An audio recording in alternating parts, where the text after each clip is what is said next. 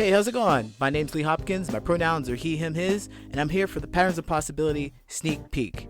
I've interviewed with a few podcasts, and I'd like to share one with you today, because there's content there that you're not going to find here.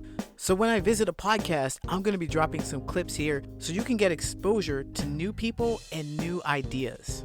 The podcast I want to tell you about now is called The More You Know. It's hosted by Brian Yu. Brian wants to help you cultivate your knowledge by sharing new ideas with you every single week.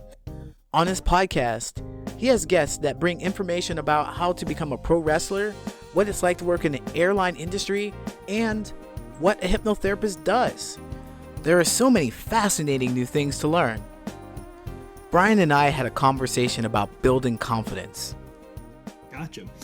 I know that when you first talk to people, I know that when people get rejected, the first thing that comes to mind, well, I shouldn't say a lot of people. I'm going to talk about how I feel when I get rejected, and maybe some other people can relate. Let's say, for example, for jobs, if you're rejected, your immediate thought is to go to blame yourself. Why wasn't I good enough? Why wasn't I? I. How can people, or how could people get away from blaming themselves but looking at the bigger picture?